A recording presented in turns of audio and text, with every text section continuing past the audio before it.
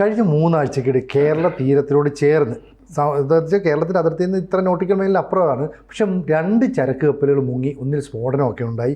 എന്തെങ്കിലും ദുരൂഹത മണക്കോ? ദുരൂഹത നമുക്ക് ആരോപിക്കാൻ പറ്റട്ടെ. നമ്മൾ ഈ കപ്പൽ, ആദ്യത്തെ കപ്പൽ എൽസാ-3 ലൈബീരിയൻ ഫ്ലാഗുള്ള കപ്പൽ മുങ്ങിയതിനെക്കുറിച്ച് ആദ്യമായി ദുരൂഹത ആരോപിച്ചത് നമ്മളാണ്. അതിനുശേഷം നമ്മൾ ആധികാരികമായി 3-4 വീഡിയോ ചെയ്തു. ഒരു എഞ്ചിനീയർ കൂടിയായ TG മോഹൻദാസ് പങ്കെടുത്ത് അദ്ദേഹം അതിൻ്റെ ശാസ്ത്രീയ വശങ്ങൾ വിലയിരുത്തി ഒരു വീഡിയോ കൂടെ ചെയ്തു. അതാണ് നമ്മൾ ആ സെഗ്മെൻറ്റിൽ ചെയ്ത അവസാനത്തെ വീഡിയോ. ഇപ്പോൾ എനിക്ക് ഏറ്റവും ദുരൂഹത തോന്നുന്നത്, ആദ്യത്തെ കപ്പലുണ്ടോ എൽസാ-3 മുങ്ങി, അപകടകരമായ വസ്തുക്കൾ ഉണ്ടായിരുന്നു എന്ന് വ്യക്തമായി. അത് നമ്മുടെ കടലിലൊക്കെ വീണിട്ടുണ്ട്. ആ കപ്പൽ മുങ്ങിക്കിടക്കുകയാണ്. ഇപ്പോൾ കൊല്ലത്തിനടുത്തോ ആലപ്പുഴയ്ക്കടുത്തോ മറ്റേ കപ്പൽ ഒഴുകിപ്പോയിട്ടുണ്ട്. അതിൻ്റെ കണ്ടെയ്നറുകൾ ഇപ്പോഴും അടുത്തുകൊണ്ടിരിക്കുകയാണ്. അത് ആ കപ്പൽ മുങ്ങിയതിനെ തുടർന്ന് നമ്മുടെ സമുദ്രത്തിൽ വ്യാപകമായ കുഴപ്പങ്ങൾ ഉണ്ടായിട്ടുണ്ട്. പൊല്യൂഷൻ ഉണ്ടായി, മലിനീകരണം ഉണ്ടായി. സമുദ്ര ജീവികൾക്ക്, ഇപ്പോൾ എണ്ണയും വിഷവസ്തുക്കളും ചേർന്ന സമുദ്രജീവികൾക്ക് നാശം ഉണ്ടാകും. പിന്നെന്താണ്, മനുഷ്യജീവന് ഭീഷണി ഉണ്ടായിട്ടുണ്ട്. കാരണം കപ്പൽ മുങ്ങിയപ്പോൾ ഭീഷണിയുണ്ടായി, ഇതിൻ്റെ കണ്ടെയ്നർ കടലിലേക്ക് ഒഴുകി നടക്കുന്ന ഭീഷണിയായി, മീൻപിടുത്തക്കാർക്ക് ഭീഷണിയാണ്. അങ്ങനെ മനുഷ്യജീവന് ഭീഷണി ഉണ്ടാവുന്ന പ്രകടനം നടന്നിട്ടുണ്ട്.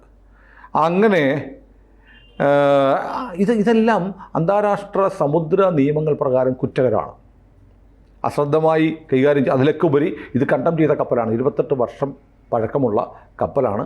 ഈ കപ്പൽ ഇതിൻ്റെ ഉടമസ്ഥർ പറയുന്നത്, ഇത് ഈ ട്രിപ്പ് ഇവിടെ നിന്ന് എൽസാ-3 ഇവിടെ നിന്ന് പോയി കഴിഞ്ഞാൽ അത് ഡ്രൈ ഡോക്കിന് കയറ്റാൻ വെച്ചിരിക്കുകയാണ്. കപ്പൽ പൊളിക്കാനുള്ള കപ്പലാണ്. അതിൻ്റെ ഇൻഷുറൻസ് എന്ന് പറയുന്നത് മെയ് 31 വരെയോ മറ്റോ അതിൻ്റെ ഇൻഷുറൻസ് ഉണ്ടായിരുന്നു. അതിനു മുമ്പ് കപ്പൽ മുങ്ങി. അപ്പോൾ മെയ് 31 വരെ ഇൻഷുറൻസ് ഉണ്ടായിരിക്കെ അതിനു മുമ്പ് ഇൻഷുറൻസിൻ്റെ ഡേറ്റ് എക്സ്പയർ ആവുന്നതിന് മുമ്പ് കപ്പൽ മുങ്ങി. അത് സ്വാഭാവികമായും കപ്പൽ കമ്പനിക്ക് വലിയ നഷ്ടമല്ല, ഇൻഷുറൻസ് തുക കിട്ടും. കമ്പനിക്ക് ഇൻഷുർ ചെയ്തിരുന്നു. ഇൻഷുർ ചെയ്തിരുന്ന ആ കവറേജ് പീരീഡ് കഴിയുന്നതിന് മുമ്പാണ് മുങ്ങിയത്. അപ്പോൾ അങ്ങനെ ഒരു സംഭവമുണ്ട്. അപ്പോൾ അവർക്ക് നഷ്ടമൊന്നുമില്ല, അവർക്ക് മുങ്ങിയ കപ്പലിൻ്റെ കാശ് കിട്ടും. പക്ഷേ നഗ്നമായി പ്രത്യക്ഷത്തിൽ തന്നെ പ്രൈമാ ഫേസി ഈ കപ്പൽ അന്താരാഷ്ട്ര സമുദ്ര നിയമങ്ങൾ ലംഘിക്കുന്ന കാര്യങ്ങൾ ചെയ്തിട്ടുണ്ട്. അപ്പോൾ സ്വാഭാവികമായും നമ്മുടെ തീരത്തായതുകൊണ്ട്, നമ്മുടെ സമുദ്രാതിർത്തിയിലായതുകൊണ്ട്, അതാണ് പ്രധാനം, കേസെടുക്കാൻ നമുക്ക് കഴിയും. എന്തുകൊണ്ടാണ് കേരള സർക്കാർ അത് കേസെടുക്കേണ്ടെന്നില്ല എന്ന് തീരുമാനിച്ചത്? അതൊരു ദുരൂഹതയാണ്. അപ്പോൾ ദുരൂഹത കപ്പൽ മുങ്ങിയതിൽ മാത്രമല്ല, കേസെടുക്കണ്ട എന്ന് സംസ്ഥാന സർക്കാർ തീരുമാനിച്ചതിൻ്റെ പിന്നിലുള്ള ചേതോവികാരം നമുക്ക് മനസ്സിലാവുന്നില്ല. അത് കഴിഞ്ഞിട്ടാണ് വാൻ ഹായ് 503 എന്ന് പറയുന്ന സിംഗപ്പൂർ ഫ്ലാഗുള്ള കപ്പൽ മുങ്ങിയിരിക്കുന്നത്. ആ കപ്പലിലുണ്ടായിരുന്ന വസ്തുക്കൾ, അപകടകരമായ വസ്തുക്കൾ, അതീവ ഗുരുതരമായ വിഷവസ്തുക്കളൊക്കെ ഈ കപ്പലിലുണ്ട് എന്ന് വാർത്തകൾ വന്നിട്ടുണ്ട്, ഒക്കെയുണ്ട്. നോക്കൂ, ആദ്യത്തെ എൽസാ-3 മുങ്ങിയതിന് ശേഷം എന്തൊക്കെയാണ് ഇതിനകത്തുള്ളതെന്ന് സർക്കാർ വെളിപ്പെടുത്തിയിരുന്നില്ല. എന്നിട്ട് മാത്രം സർക്കാർ കൊടുത്തൊരു അറിയിപ്പ് എന്തറിയോ, നിങ്ങളാരും ഈ കണ്ടെയ്നറൊക്കെ അടുത്താൽ അതിനടുത്തേക്ക് പോകരുതെന്ന് മാത്രമാണ് പറഞ്ഞത്. പക്ഷേ സ്വാഭാവികമായും അത് വെളിപ്പെടുത്തേണ്ട ഉത്തരവാദിത്വം സംസ്ഥാന സർക്കാരിനുണ്ടായിരുന്നു. അത് സംബന്ധിച്ച് ഹൈക്കോടതിയിൽ ഒരു കേസ് വന്നു.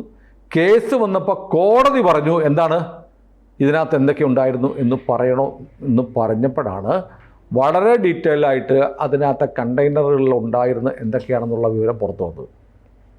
ഇപ്പോൾ ഒരുപക്ഷെ എന്തുകൊണ്ടാണെന്നറിയില്ല, ഈ കപ്പൽ കൊച്ചിയിലും അല്ലെങ്കിൽ വിഴിഞ്ഞത്തും അടുക്കാനുള്ള കപ്പലല്ല ഇപ്പോൾ മുങ്ങിയെന്ന് തോന്നുന്നു, അല്ലേ? വാൻ ഹൈ എന്ന് പറയുന്ന കപ്പൽ നേരിട്ട് നവി മുംബൈയിലേക്ക് പോവുകയായിരുന്നു. അതിനകത്ത് അപകടകരമായ വസ്തുക്കളുണ്ട്, പൊട്ടിത്തെറിയൊക്കെ നടക്കുന്നു, എല്ലാം അറിയില്ല, കൃത്യമായി അറിയില്ല. പക്ഷേ ഈ കപ്പലുകൾ വരുമ്പോൾ ഒരു പ്രധാനപ്പെട്ട നടപടിക്രമങ്ങളുണ്ട്. കപ്പലുകൾ വരുമ്പോൾ കസ്റ്റംസിനും പോർട്ടിനും ബന്ധപ്പെട്ട സർക്കാരിനും ചില ഡോക്യുമെൻറ്റ്സ് കൊടുക്കണമെന്നുണ്ട്. അതായത് നമ്മുടെ എൽസാ-3യുടെ കാര്യം എടുത്താൽ മതി. അപ്പോൾ എൽസാ-3 തൂത്തുക്കുടി വന്നു, കൊളംബോയിൽ നിന്ന് തൂത്തുക്കുടി വന്നു, തൂത്തുക്കുടിയിൽ നിന്ന് വിഴിഞ്ഞത്ത് വന്നു, പിന്നെ കൊച്ചിയിൽ വരാനുണ്ട് ഉദ്ദേശമുണ്ട്, അല്ലേ? അങ്ങനെ വന്ന കപ്പൽ ഓരോ പോർട്ടിലും എടുക്കുമ്പോൾ ചില കാര്യങ്ങൾ കൊടുക്കണം. ആ ഡോക്യുമെൻറ്റ്സ് എന്നൊക്കെ പറഞ്ഞാൽ, അത് ഈ കപ്പലൊക്കെ വരുന്നതിന് മുമ്പ് ഇതിനകത്ത് കണ്ടെയ്നറുകൾ ഹാൻഡിൽ ചെയ്യാൻ എല്ലാ തുറമുഖവുമായി ബന്ധപ്പെട്ട് കണ്ടെയ്നർ ഷിപ്പിംഗ് ഏജൻസികളുണ്ട്. അവരുമായി ബന്ധപ്പെട്ട് ഇതിൻ്റെ കൈകാര്യമൊക്കെ നേരത്തെ പറഞ്ഞ് ഉറപ്പിച്ചിട്ടാണ് വരുന്നത്. അത് കപ്പൽ വന്നിറക്കിയിട്ട് അവിടെ ആരെങ്കിലും ഉണ്ടേ, ഒരു കണ്ടെയ്നർ ഉണ്ട്, എടുത്തുകൊണ്ട് പോകുമെന്ന് പറയുമല്ല. നേരത്തെ തന്നെ ഏജൻസികളെയൊക്കെ കണ്ടെയ്നർ ഹാൻഡ്ലിംഗ് ഏജൻസികളെ പറഞ്ഞ് ചുമതലപ്പെടുത്തിയിട്ടാണ് വരുന്നത്. ആ ഹാൻഡ്ലിംഗ് ഏജൻസികൾ ഷിപ്പിംഗ് ഏജൻറ്റുമാരെ ഏർപ്പാടാക്കും. ഷിപ്പിംഗ് ഏജൻറ്റ് പറഞ്ഞു കഴിഞ്ഞാൽ അതിൻ്റെ ഇൻലാൻഡ് ട്രാൻസ്പോർട്ട്, ഒരു നാടിനുള്ളിലുള്ള അതിൻ്റെ ട്രാൻസ്പോർട്ട്, അതിൻ്റെ പിന്നെ എന്താണ് അത് കൈകാര്യം ചെയ്യൽ, അതിൻ്റെ വെയർഹൗസ് ഏർപ്പാടാക്കലൊക്കെ ഈ ഷിപ്പിംഗ് ഏജൻറ്റാണ് ചെയ്യുന്നത്. അപ്പോൾ ഇങ്ങനെ വരുമ്പോഴത്തേക്ക് ഈ അപകടകരമായ വസ്തുക്കൾ സൂക്ഷിക്കാനാണ് ഉണ്ടെങ്കിൽ അതിനുവേണ്ടി പ്രത്യേക വെയർഹൗസുകളൊക്കെ ഏർപ്പാടാക്കുന്നത് ഈ ഷിപ്പിംഗ് ഏജൻറ്റാണ്. കണ്ടെയ്നർ ഹാൻഡ്ലിംഗ് ഏജൻസി വഴി ഷിപ്പിംഗ് ഏജൻറ്റുമാരാണ് ചെയ്യുന്നത്. അതാണ് ഞാൻ മനസ്സിലാക്കിയത്. അപ്പോൾ ഇവരുടെയൊക്കെ പക്കൽ കപ്പൽ വരുന്നതിന് മുമ്പ് അതിൻ്റെ manifest, packing list, certificate of origin, എവിടെ നിന്നാണ് ഈ കണ്ടെയ്നർ വരുന്നുള്ള വിവരം, കണ്ടെയ്നർ വൈസ് ലിസ്റ്റ്, ഓരോ കണ്ടെയ്നറിലും എന്തൊക്കെ ഉണ്ടാകും എന്നുള്ള ലിസ്റ്റ്. അപ്പോൾ അതാണ് ഒരു കണ്ടെയ്നർ അടിച്ചപ്പോൾ അതിൽ ടെക്സ് എന്ന് അടിച്ചിരുന്നു. ഉടനെ നമ്മുടെ ചാനലിലെ തമ്പുരാക്കം പറഞ്ഞാൽ ഇതിനകത്ത് ടെക്സ്റ്റൈലാണ്. ടെക്സ് എന്ന് പറയുന്ന ഒരു കണ്ടെയ്നർ കമ്പനിയുടെ ഷോർട്ട് ഫോം ആയിരുന്നു. ടെക്സ്റ്റൈൽസ് ആണെന്ന് എന്നൊരു വാർത്ത നമ്മുടെ ചാനലിലൊക്കെ അടിച്ചു. അപ്പോൾ ഇങ്ങനെ കണ്ടെയ്നർ വൈസ് ലിസ്റ്റ് ഉണ്ടാവണം. പിന്നെ അതുകൂടാതെ കൺസോളിഡേറ്റഡ് കണ്ടെയ്നർ വൈസ് ലിസ്റ്റ് വേണം. അത് ഏജൻറ്റുമാർ തയ്യാറാക്കുന്നതാണ്. ഇത്രയും ഡോക്യുമെൻ്റ് ഉണ്ടാക്കിയിട്ട് ഇത്രയും ഡോക്യുമെൻറ്റ്സ് അതത് സ്ഥലത്തെ പോർട്ട്, കസ്റ്റംസ്, സർക്കാരിന് കൈമാറണം.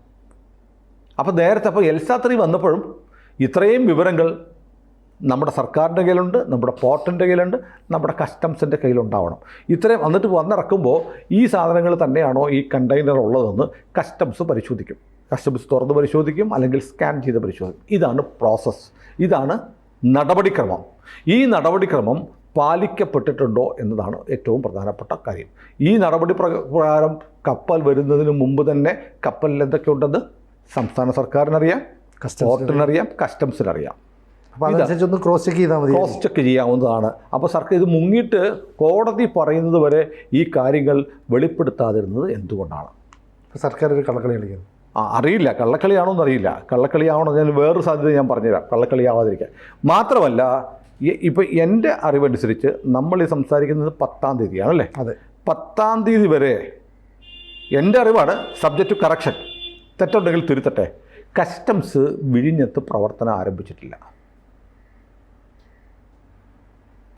അപ്പോൾ അതിനകത്തൊരു വലിയ ഗുരുതരമായ പ്രശ്നമുണ്ട്.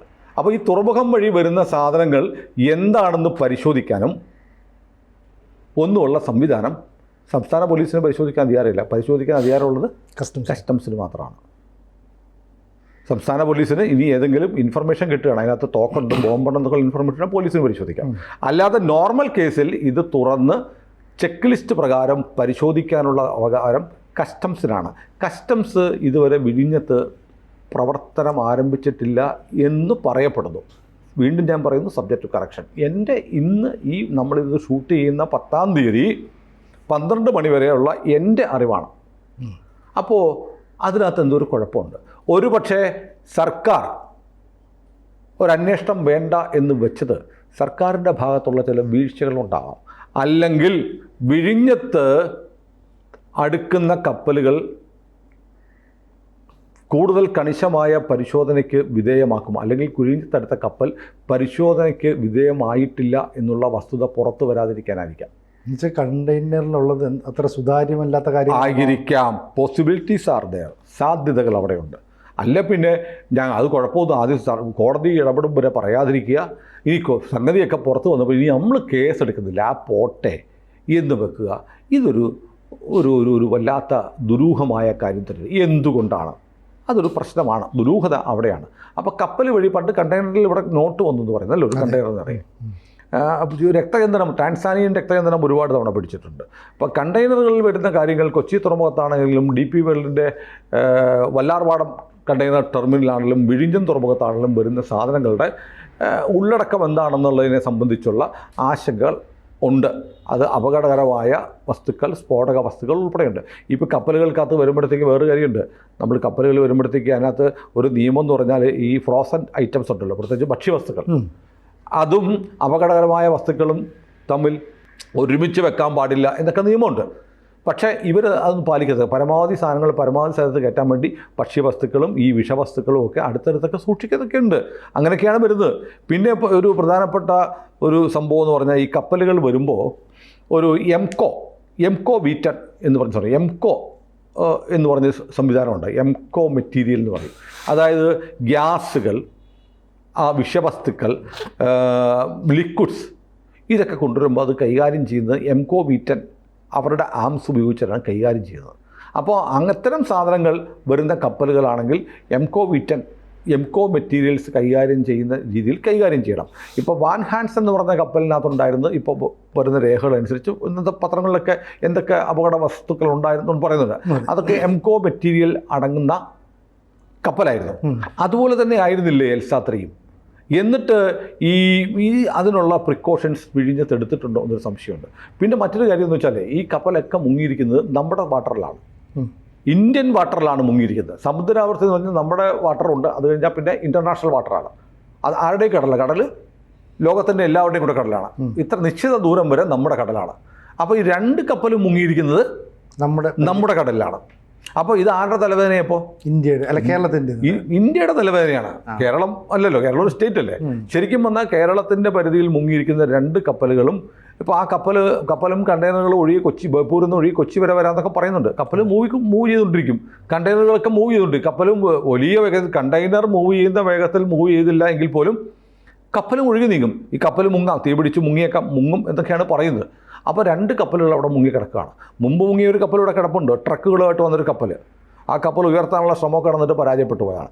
അപ്പോൾ നമ്മുടെ വാട്ടറിൽ വന്നിട്ട് ഇത് മുങ്ങുകയാണ്. ഇൻ്റർനാഷണൽ വാട്ടറിൽ എന്തുകൊണ്ടാണ് ഈ കപ്പൽ മുങ്ങാത്തതെന്ന് ചോദിച്ചാൽ അതും ദുരൂഹമാണ്. കാരണം ഇൻ്റർനാഷണൽ വാട്ടറിൽ കപ്പലൊക്കെ മുങ്ങിയാൽ അതൊരു അന്താരാഷ്ട്ര പ്രശ്നമാണ്, എല്ലാവർക്കും ബുദ്ധിമുട്ടാവും. ആ കപ്പൽ ആരുടെയാണ്, ആരുടെ ഫ്ലാഗുള്ള കപ്പലാണ്, അതിൻ്റെ ഓണർ ആരാണ്, ഇവരെയൊക്കെ മറ്റ് രാജ്യങ്ങളൊക്കെ പിടികൂടുകയും ഒക്കെ ചെയ്യുമ്പോൾ അവർക്ക് വലിയ പ്രതിസന്ധിയാണ്. അതായത് ഇപ്പോൾ നമ്മുടെ സമുദ്രാതിർത്തിയിൽ മുങ്ങിയാൽ നമ്മുടെ മാത്രം തലവേദനയാണ്. ഈ കപ്പൽ അവിടെ കിടന്നാൽ നമ്മളാണ് ഇതിനെ നീക്കുകയോ ഒക്കെ ചെയ്യാനുള്ള പണി നോക്കേണ്ടത്. അവർ കൈമലർത്തി പോയാൽ നമുക്കൊന്നും ചെയ്യാൻ പറ്റില്ല. അപ്പോൾ നമ്മുടെ കേരള സർക്കാരിൻ്റെ അതിനകത്ത് ഒരു ഉത്തരവാദിത്വക്കുറവ് കാണിക്കുന്നു. കേരള സർക്കാരിന് മാത്രമല്ല, ഇന്ത്യ സർക്കാരിനോടൊന്ന് പറയണം. കേരളം പറയുന്നത് അത് നമ്മുടെ ചുമതലയല്ല, കേന്ദ്ര സർക്കാരാണ് ചുമതല എടുക്കേണ്ടത്. കേന്ദ്ര സർക്കാർ കേസ് എടുക്കേണ്ട കേരളം അല്ലേ? അതെ, കേസ് എടുക്കേണ്ട കേരളം. ഞങ്ങളിത് കേസ് എടുത്തിട്ടുണ്ട്, ഇനിയിപ്പോൾ നിങ്ങളുടെ പണി നിങ്ങൾ നോക്ക് എന്ന് കേരളം പറയണ്ടേ? അത് പറയുന്നില്ല. കേസ് എടുക്കണ്ട എന്ന് തീരുമാനിച്ചു. അപ്പോൾ ഇതെല്ലാം കൂടെ കൂട്ടി വായിക്കണം. അപ്പോൾ അന്താരാഷ്ട്ര തലത്തിൽ കണ്ടം ചെയ്യാനുള്ള കപ്പലുകൾ നമ്മുടെ കടലിൽ, ഇന്ത്യൻ സമുദ്രാതിർത്തിയിൽ വന്ന് മുങ്ങുന്നു. ഇപ്പോൾ നമ്മുടെ കടൽ തീരം 590 കിലോമീറ്റർ ഉണ്ടായിരുന്ന 600.15 കിലോമീറ്റർ ആയിട്ട് പുതിയ മാപ്പിങ്ങിൽ വന്നിട്ടുണ്ട്. നേരത്തെ ഉൾപ്പെടുത്താത്ത ചില മറ്റേ വേലിയേറ്റത്തിന് വരുന്ന ദ്വീപ സമൂഹങ്ങൾ, പിന്നെ ചില ഉള്ളിലേക്ക് കയറിയിട്ടുള്ള ഉൾക്കടൽ പോലെയുള്ള ഭാഗങ്ങളെല്ലാം കൂടെ ഉൾപ്പെടുത്തിയിട്ട് നമ്മുടെ സമുദ്രാതിർത്തി 10 കിലോമീറ്ററോട് കൂടിയിട്ടാണ് പുതുതായിട്ട് വിജ്ഞാപനം വന്നിരിക്കുന്നത്, ഇന്നലെ വന്നത്. അപ്പോൾ 600 കിലോമീറ്റർ, 600.15 കിലോമീറ്ററാണ് നമ്മുടെ സമുദ്രാതിർത്തി.